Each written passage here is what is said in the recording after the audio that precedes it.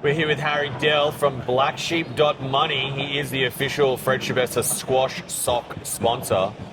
And we're talking everything about crypto and payments. Tell us about Blacksheep.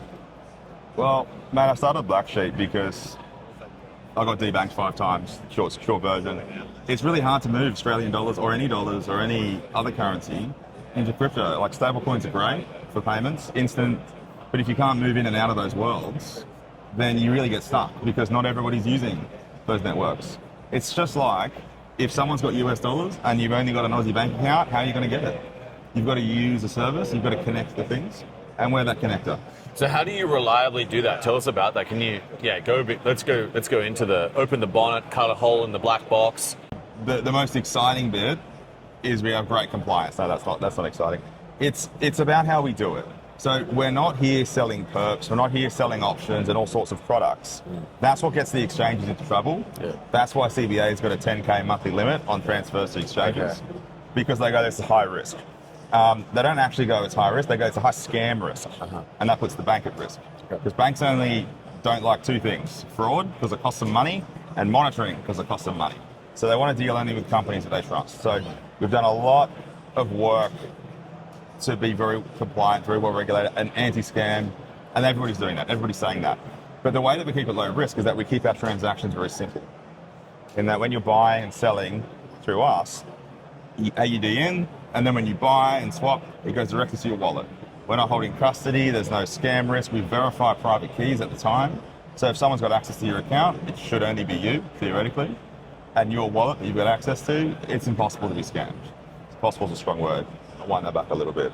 But it's a very simple product. Those payments, they're simple, but when they're at scale and when they're moving fast, they're very, very powerful. And that's the bit that's missing between crypto really being something useful and just being a degenerate playground. It's just connecting the two. Why do your transactions not get blocked by banks? They sometimes get blocked by banks, but we're not like that big yellow exchange that had big problems back years ago. We've got a high trust thing. That's one thing. The other thing is we're actually a remittance company in that we do payments. We're like Western Union. Western Union is also a high risk payer and the banks will monitor it, but they don't put those hard limits on those sorts of companies. So yes, we offer a few crypto assets as well beyond just stable coins. They're coming soon, but it's FX as well. You know, it's putting in AUD, you can then send USD. That's not a groundbreaking concept. But that's something that lowers our risk threshold greatly. Our customers want it anyway, and they can use stable coins and make remittance payments. It's supposed to be agnostic to all of that. And if the banks really get upset about it, we've spoken to a lot of these banks. And look, as long as we're not selling Trump coin and, Pepe and dog we've had, they feel a lot more comfortable. Because we go, this is a professional payments business. I'm a lawyer. They like lawyers. Other staff member, he's been in payments 15, 20 years. We've got an excellent head of compliance. It's not people who don't know what they're doing. So that reputation and those relationships, that's really all I can tell you. Amazing. And when people, they put in AUD or they're going to sell crypto as well, do you, for that extra trust and making sure that the transaction is going to go through, does that mean it's more higher fees, or how do you compensate for that extra compliance work that you do? How does that work commercially? It's not extra compliance work, it's just the right compliance work. We're not charging higher fees.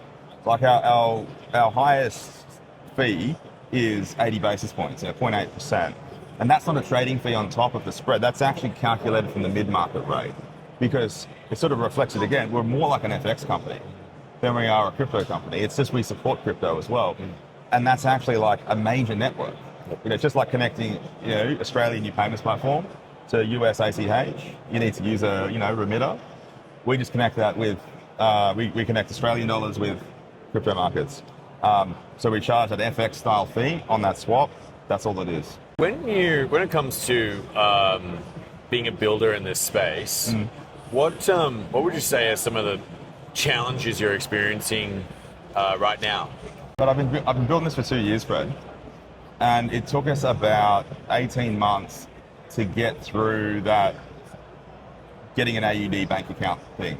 That was remarkably difficult. You're subject to market conditions. And I think that's the thing that people get really disheartened by, is they have a great product and it's the wrong time. and they launch it and they fail and they take it on themselves. But they just have to keep pushing at it if they actually believe in it, or know when to change course a bit. Interesting. And what's coming up for Blacksheep? Like, what are you excited about? What should people look out for? There's lots of stuff. I'll keep it quick though. So MVP is what we got now. It's working. We're adding 23 more currencies in the next couple of months. Wow. So, virtual AUD accounts coming in, USD accounts, most of the majors, even some weird stuff like African, Latin America, in Asia, which is cool. A lot of currency support. Adding more crypto assets, adding Bitcoin, ETH, XRP, the big ones. That's what we really want to support. Adding more networks, all the EVMs, Solana, obviously Bitcoin, that they would have to support. And that means we've really got that foundation set. And we're almost there. After that, a whole bunch of really cool API products where you can integrate these payments.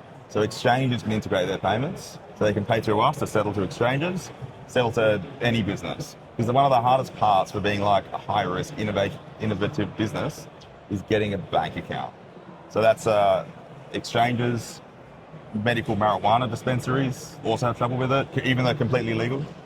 Actually, this is surprising, oil and gas companies cannot get bank accounts anymore. Because of ESG measures, they cannot make a lot of these payments like they used to. It's actually locking them down further. And if you're subject to the bank turning you on off and on again, even these large oil and gas companies are looking towards stablecoin payments.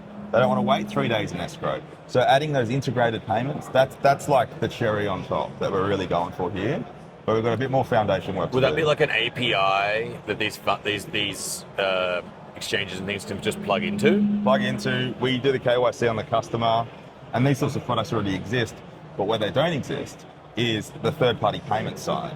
Because remittance companies, I can pay you through a remittance company. So if I've got stable coins in my wallet, I can pay to your AUD bank account, which is pretty cool. And then I can also get paid from your AUD bank account, goes directly to my wallet. If I can send, receive, and hold a balance somewhere, I've pretty much got a bank account. I don't need that transactional account with the bank. Is that a non-cash payments license? You're the expert on non-cash payment facilities. The advice that we're getting is no, it's not, because we don't have any custody. Right. We don't have. It goes to your wallet. Right. Whatever wallet you choose to use. Yeah. And we probably will register with an AFSL anyway for non-cash payments, and because we want to do some other products that require some short-term custody. But we're trying to keep it as lean as we can on licensing and lean in where we can, because as you know, Fred, most fintechs are just regulatory arbitrage, and that's where you find those sort of nuggets of gold, and then you just manage your regulatory risk while everybody else catches up. It's just managing risk. There's always risk. If there was no risk, everyone would be doing it already. But there is risk, and I'm a lawyer. I think I'm pretty good at managing risk. Great team, who know what they're doing. I think we're the best team to execute that too. Wonderful. In terms of the market cycle right now, we're seeing a bit of chop. And do you think we're at the end of the super cycle, or are we at the end of the 4-year cycle? I actually think we are going into the super cycle, because even in the last week, the panic, it's just tariffs. Oh crap, we've got tariffs again. When that goes away, coin price go up again. It feels very temporary. And those tariffs did go away. And then they came back, and it's just figure politics. December 31st, it's just as close to midnight to 2026 as possible. What do you reckon the last print of Bitcoin will be? The price of Bitcoin on 31 December. Yeah, right on the end, the last tick I'm gonna go, of 2025. I'm going to go 118,000. 118,000, there it is. This is purely an opinion? Yeah. I'm not a financial advisor. I'm just a lawyer. I'm just some guy. I've never been good at timing markets, so it's probably not even good advice. I don't think people actually want financial advice. They just want to maintain their lifestyle. Yeah. And they want to maybe improve it a bit. That's really it. Just want to thank you, Harry, as well, for coming on and sharing your business as a builder. I admire that. And for anyone who wants to, again, Harry has the best merch, the best socks in all of crypto. This is a niche idea, but let me tell you now, they are the best end. And you should come and check them out. Check out Blacksheep Money. That's it. Thank you, Fred. Thanks so much. Cheers.